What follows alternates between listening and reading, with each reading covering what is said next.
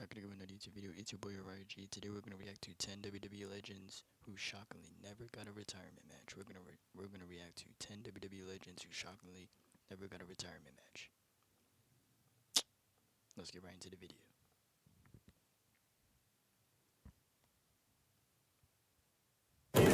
Okay, whose bag is this? Sir, can you come with me, please?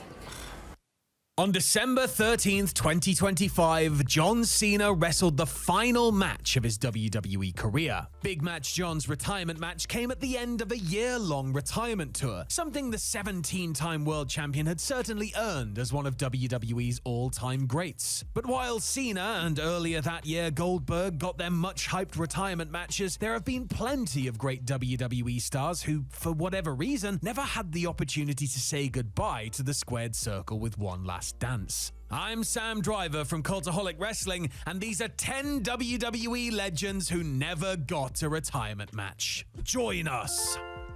Number 10, Triple H. You'd have to assume that if he was able to, WWE Chief Content Officer Paul Triple H Levesque would have had a big retirement match, if not a long retirement tour. Even though I think he will come out of retirement and book himself, because he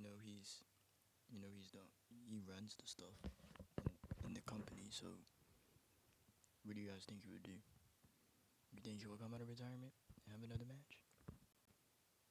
he just hates being in the spotlight and all that. The Game was a major WWE star for over 2 decades, both as a full-time and part-time special occasions-only performer. In the winter of his in-ring career, Hunter would wrestle other major stars like Ron. I think Batista was his last match, was it?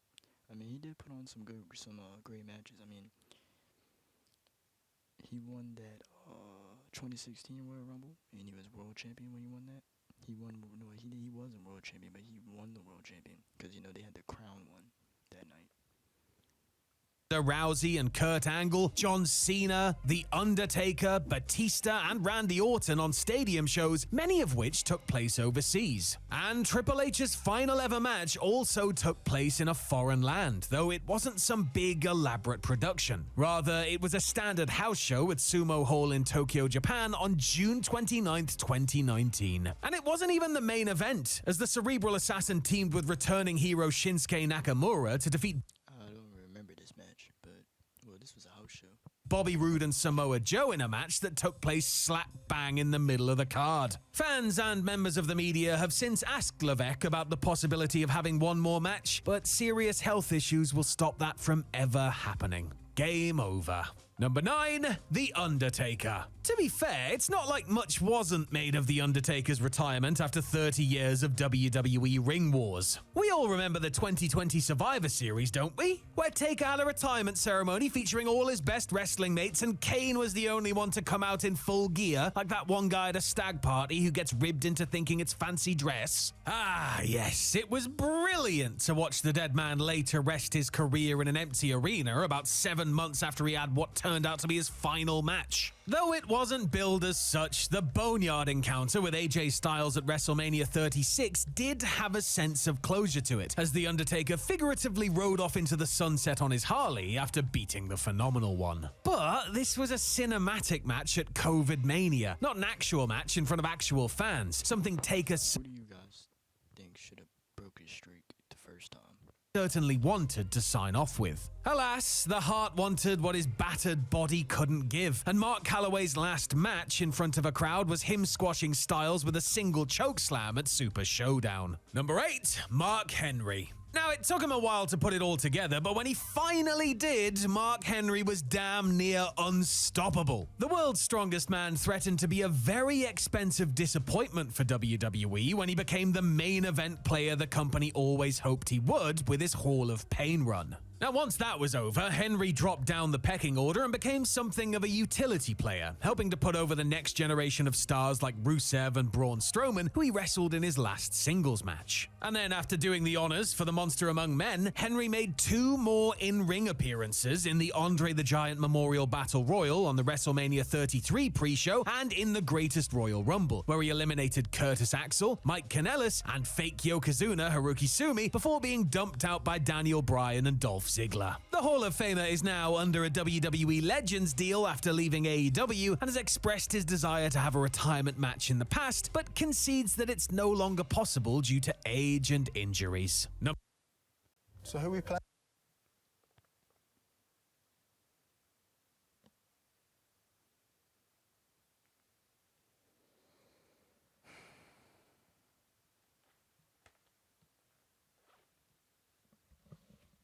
We always get these ads in the middle of the videos. It's cool though.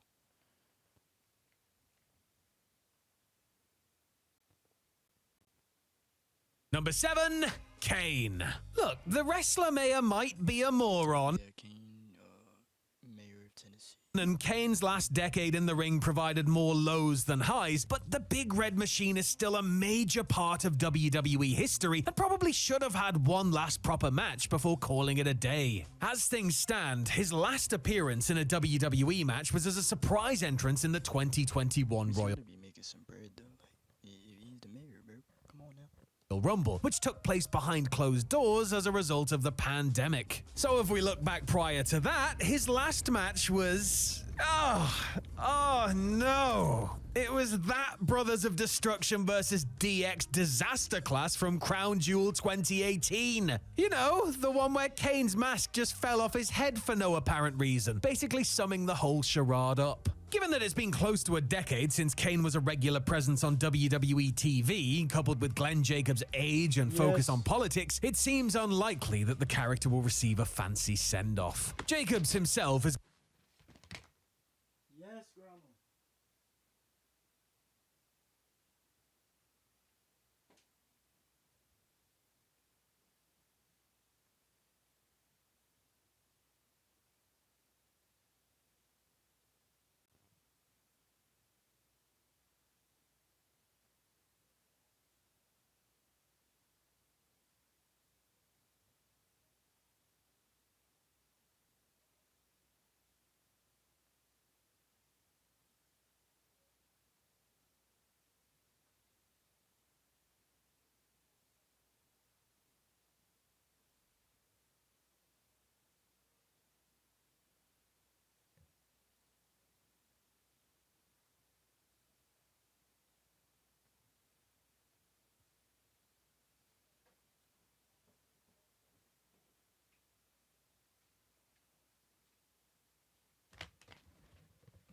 given the typical wrestler never say never answer with regards to having a retirement match, but has also expressed reservations about performing again for fears of embarrassing himself. Bit late for that, mate. Number 6, Rob Van Dam. If things had gone differently, John Cena would have wrestled Rob Van Dam during his 2025 retirement tour. RVD was in talks with WWE about working a match against Big Match John, which would have been a sequel to their classic from ECW One Night Stand 2006. Unfortunately, the whole effing show broke both of his effing heels while competing in MLW's Battle Riot Battle Royal on April 5th. A match with Cena went out the window at that point, and truth be told, it remains unlikely that we'll ever see Van Dam wrestle in a WWE ring again. Stranger things have happened, sure, and the WWE Hall of Famer remains popular with fans, but the company wouldn't clear him to do anything physical during an appearance on NXT in November of 2024, which happened a decade after Van Dam's last WWE match, a count-out victory over Seth Rollins on an episode of Main Event. The man himself's on record as saying wrestling retirements are meaningless anyway, as almost everyone comes back afterwards. And as someone who marches to the beat of his own drum and typically goes with the flow, the odds of RVD even wanting to have a so-called retirement match are low, even if he himself remains pretty high. Number 5, Bret Hart. If anyone Bret Hart underrated. quote unquote deserved to go out on their own terms, it was Bret Hart. I'll be back, man.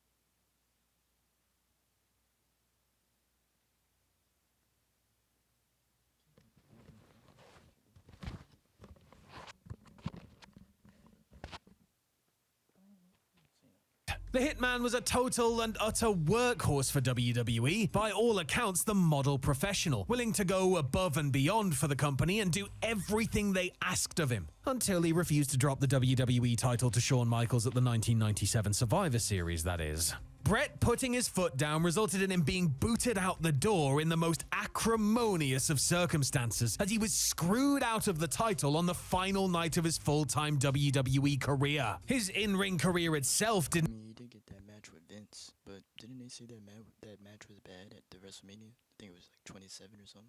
end the way he wanted either, as post-concussion issues stemming from his match with Goldberg at Starrcade 1999 led to him retiring before he wanted to. A stroke suffered in 2002 put paid to him ever wrestling a proper match again, though Hart was able to return to WWE in 2010 for a final run in which he was very limited in what he could do, both physically and due to the terms of a Lloyd's of London insurance settlement. His last match, such as it was, saw him team with John Cena. He beat The Miz for the U.S. title on Raw.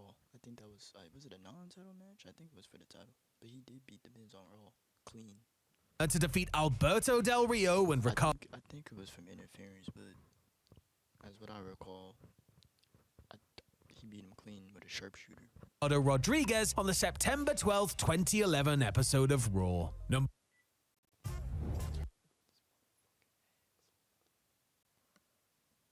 ads, bro. Advertisements. Or Big Show. It's amazing Paul Wright. Big Show, Paul Wright. that Paul White was able to last for as long as he did, wrestling at his size and on the schedules WCW and WWE ran back in the day. The world's largest athlete had a hell of a career and accomplished just about everything there was to accomplish before he started winding down in the late 2010s as age and injuries caught up with him. WWE realized Big Show had name value and used the 7-footer to put others over, including Randy Orton, who beat Show in his final WWE match on Raw during the COVID era. White, however, believed he had more to give in the ring, which was one of the factors in him leaving WWE and joining AEW in early 2021. Since signing with Tony Khan's promotion, however, White has only wrestled 5 matches, with injuries limiting just how much he can do physically. He's not done yet, though, and has vowed to return to the ring and finish out his career once That's a nice tie right there. his body allows him to. As for a WWE retirement match, it's hard to see it happening for the future Hall of Famer. Number 3, Booker T. As a retired wrestling legend with a podcast, I mean, he did get his little feud with Cody Rhodes back in like 2011. He was trying to go for the IC title. Didn't work, Booker T has but still good matches.